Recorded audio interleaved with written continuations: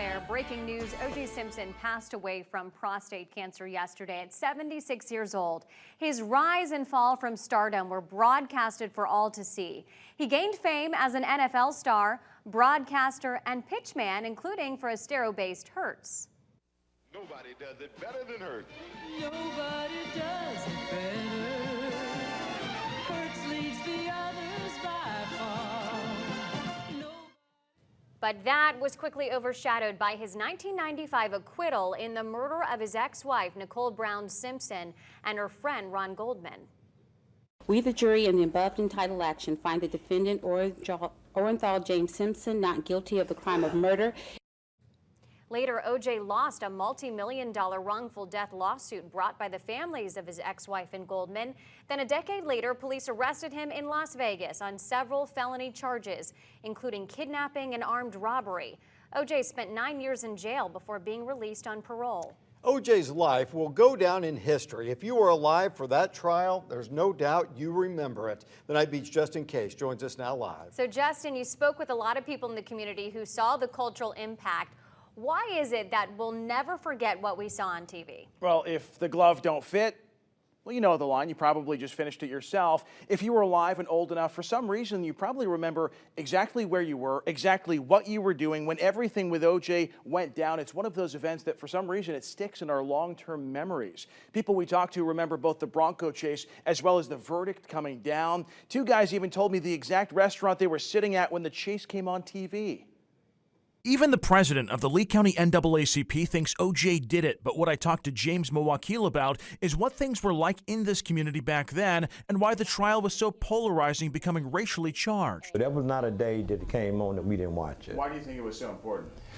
Because it actually became a racial issue. When this happened back in the mid-90s, Mawakil says there was little to no trust from the black community in the justice system. He told me people in the black community weren't celebrating O.J. himself. He says it was the first time many in the community saw a scenario where a black man with white victims had a fair and transparent opportunity to defend himself in court. It was a breakthrough. It was one of the biggest breakthroughs in the history of this country with race relations, because we had not became accustomed to being treated with equality. We then set out to downtown Fort Myers. If it doesn't fit, you must have quit. If the gloves don't fit, you must have quit. If the glove don't fit, he must have quit.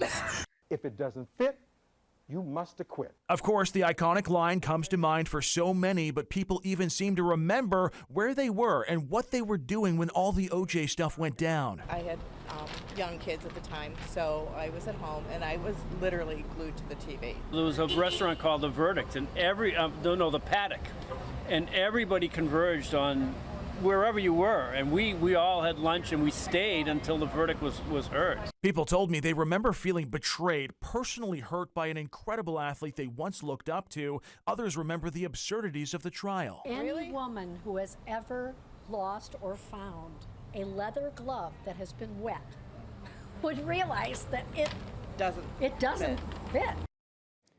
James Mawakil says the trial actually restored a small amount of faith in the justice system for people in the black community, although he noted he didn't think the same verdict would have been reached if O.J. didn't have money. And on a separate note, we did ask every single person today if they think O.J. did it.